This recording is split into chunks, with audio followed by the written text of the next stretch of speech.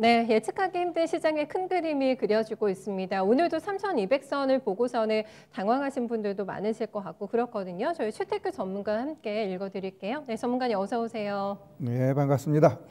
네, 불타는 코스피, 냉기류 코스닥 정말 뚜렷한 희비가 엇갈리고 있는 구간에서 숨 안 쉬고도 3,200을 돌파해버렸어요. 우리 시장이 정말 대단합니다. 또 그 어려운 일을 해내고 있는 상황인데 의미를 조금 해석을 해주십시오, 전문가님. 3,200선. 네. 네, 일단 어떤 뭐 표현을 할 수 없을 정도로 워낙 강하게 올라가니까 지금 시장에 대해서 막 이제 오히려 막 부담감 이야기하는 분들이 많을 것 같아요. 분명히 굉장히 부담스럽고 향후 이게 진짜 어떻게 떨어지려고 이럴까라는 걱정이 앞서는 것도 맞습니다. 그러나 일단 중요한 것은 이렇게 강한 시장은 엔간해서 쉽게 죽지 않는다라는 거죠. 즉 다시 이야기하면은 지금 시장에 어떤 진짜 돌발된 엄청난 악재가 아니고선 시장이 갑자기 변화하지는 않는다라는 겁니다.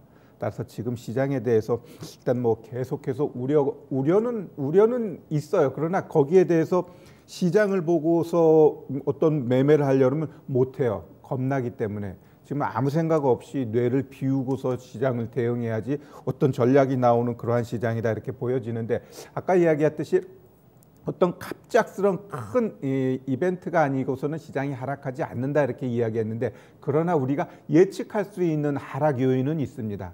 즉 우리가 연준도 계속해서 이야기하는 게 인플레이션인데 결국 인플레이션은 물가 상승이거든요. 그러면 주변에서 물가 상승 요인은 서서히 나타납니다. 자, 하나씩 먼저 말씀드릴게요. 자, 국제 유가 우리 지금 휘발유 넣을 때 어때요? 이제 1,300원대는 볼 수가 없어요. 다 1,400원 이상이에요. 그러면 그만큼 어떻게 돼요? 일단 물가가 올라가는 걸 유가에서 하나 볼 수 있고요. 두 번째는 결국 구리, 동, 철강 뭐 이런 것들이 올라간다는 건 경기가 개선되고 호전된다라는 건데 결국 그러한 것들을 사용하는 기업들은 어떤가요? 결국 그 원자재 가격이 올라가면서 제품을 만드는 원가가 올라가고 그 원가가 올라가게 되면 그것을 사야 되는 소비자 입장에서는 오롯이 물가 상승을 반영될 수밖에 없어요. 네. 그다음에 또 하나 중요한 것은 우리 곡물, 옥수수, 콩 뭐 이런 거 할 것 없이 이런 곡물 가격도 올라간다고 계속 이야기합니다. 요새 또 과거에 많이 나왔던 그 에그 인플레이션 즉 애그리컬처 인플레이션 농산물도 올라간다 이러한 얘기가 나오는데 결국 기후 변화로 인해 가지고 일단은 소비는 줄더라도 공급까지 확 줄어버리니까 농산물 가격 올라가게 되면 어떻게 돼요? 결국은 우리 소비자 물가가 올라가게 돼 있습니다. 그러면 모든 물가가 올라가게 되면 인플레이션 자연스럽게 올라가고 그것을 제재하기 위해서는 어쩔 수 없이 금리는 인상되게 되어 있어요. 더더욱 중요한 것은 미국 10년물 국채 같은 경우도 이제 1.1%까지 올라가 버렸습니다. 한 6개월, 7개월만 해도 0.5%였는데 결국 국채 금리도 올라간다는 건 결국 시장이 향후 이제 금리 인상에 대해서 분명히 고민하고 있다라는 겁니다. 그러면 우리 시장에서 지금 가장 걱정해야 될 부분 과연 3월 달에 정부가 이 개인들이 이끌어간 이 시장에 대해서 공매도를 다시 재개할 것인가 굉장히 딜레마가 됩니다. 지금 가만히 있어도 시장이 하락할 분위기인데 거기다가 공매도 해가지고 그 모든 원성을 정부가 받을 것이냐라고 했을 때 공매도 재개가 쉽지 않을 가능성은 있어 보인다라고 보여지고요. 결국 이 인플레이션으로 인한 금리 인상 이거는 연준이 이제 시그널을 줄 거예요. 그럼 그거로 인해서 시장은 많은 변동이 일어나는데 미국에서 금리 인상하면 우리 금리 인상 안 하면 되지 않냐 이렇게 이야기할 수 있는데 네. 지금 우리하고 미국하고 금리 차가 0.25%인데 동일한 금리 됐을 때 누가 한국에다 투자하겠어요? 기왕이면 미국에다 투자하거든요. 거기 역전돼 가지고 오히려 미국의 금리가 올라가게 되면은 우리나라에서 달러가 유출되면서 크게 문제가 될 수 있기 때문에 어쩔 수 없이 경제에 문제가 생기더라도 금리 인상할 수밖에 없어요. 그랬을 때 부동산 시장, 주식 시장의 그 충격은 굉장히 클 수 있다라는 거고 지금 시장은 굉장히 큰 손들이 좌지우지합니다. 그들은 배 터질 만큼 지금 벌고 있기 때문에 한번 급락 나와서 거기다 손절성 물량 팍팍팍팍 나와도 그들 입장에서는 손해가 아니에요. 결국 지금 시장에 갑자기 들어간 사람들이 만에 하나 잘못됐을 때 그 충격이 굉장히 크다라는 거거든요. 그래서 지금 이 시장 거래소하고 코스닥이 좀 차별적으로 움직이는데 분명히 지금 내용주 중심의 움직임은 변화하면서 코스닥 옵니다. 그래서 코스닥 안 가니까 이거 버려야지. 조금 지나면 또 바뀌게 되어 있어요. 그래서 내가 갖고 있는 종목이 그냥 추세 살아있고 수급 들어오고 좋은 기업인데 좀 밸런스가 안 맞아서 안 움직여. 그냥 홀딩입니다. 그게 정답입니다. 알겠습니다. 간단하게는 인플레네요. 네, 인플레에 대한 우려가 있기 때문에 이게 실질적인 금리 상승으로 이어질 수 있고 그렇다면 이제 유동성이 흡수가 될 수 있기 때문에 언제까지나 이 막대한 유동성이 시장을 지배하지는 않을 거다라는 점도 이제 감안하시면서 차차 이제 이런 부분을 준비해 보시면 될 것 같아요. 당장은 조금 아니라고 합니다. 다음에 10시부터 이제 문재인 대통령의 신년사가 진행이 됐는데 이렇게나 주식시장에 많은 자금 유입된 게 사실 가장 많은 이유로 부동산 정책 부분을 들지 않겠습니까? 거기에 대한 좀 사과가 있기도 했고 백신도 뭐 이제 전 국민에게 다 무료 접종하겠다 여러 가지 멘트가 조금 나왔는데 주식시장에서 입장에서 볼만할 만한 키워드들을 조금 골라주세요. 이번 신년사에서.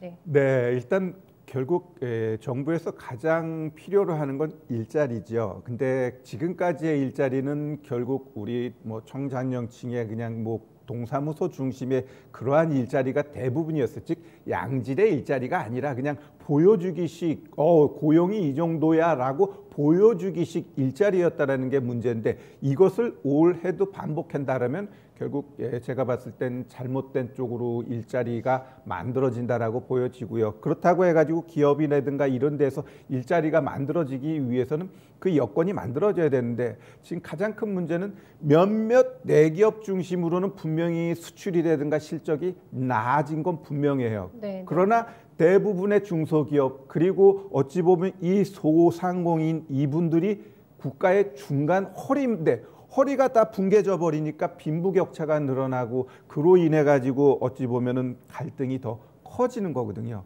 그러면 이 정부에서 지금 가장 이야기한 게 결국 또 한국판 뉴딜을 이야기했습니다. 이건 뭐 작년에 계속적으로 써먹었던 이야기이기 때문에 그게 어떻게 뭐 새롭게 확 바뀌는 부분은 없어요. 그러면 우리 주식하는 사람 입장에선 분명히 이 일자리가 분명히 내년 대선에 있어서 가장 중요한 정책이 될 수 있어요.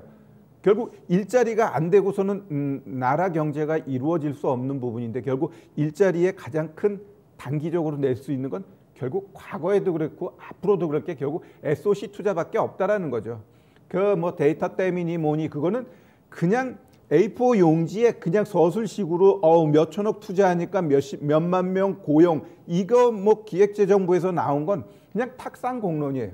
실질적으로 우리가 피부에 와닿는 고용이 되기 위해서는 단기적으로 결국 SOC 투자밖에 없다. 그러니까 지금 현대건설 같은 종목 계속해서 가고 있고 또 시멘트 종목들도 보면은 눌림 주고 또 빠르게 가는 놈들은 가고 있거든요. 한번 차트 한번 보겠습니다. 빠르게 한번 먼저 현대건설 차트를 보겠습니다.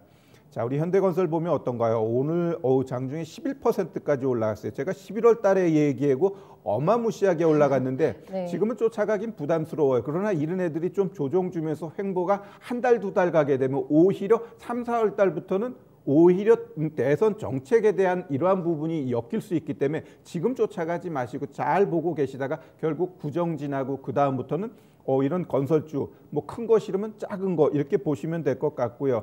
시멘트주도 마찬가지입니다. 이 아세 시멘트부터 해서 많은 시멘트주가 있는데 조정 주고 올라가고 또 조정 주고 올라가고 그래요. 그러면 이러한 시멘트라든가 아니면 결국 건설주 이거는 SOC 투자하고 맞닥뜨릴 수 있는 가장 어찌 보면 2020년도에 소외받았지만 2021년도에 시장이 상승을 계속하든 하락을 하든 갈 수 있는 섹터로 보시는 게 좋을 것 같습니다. 네, 다음 저희 CS 쪽으로 얘기를 조금 방향을 바꿔볼게요. 네, 이게 이제 온라인으로 개최가 되는데 할 때마다 항상 이벤트성으로 저희가 볼만한 종목들을 많이 추려놓으시게 되잖아요. 이번에는 어떤 준비가 조금 필요할지 봐주세요. CS.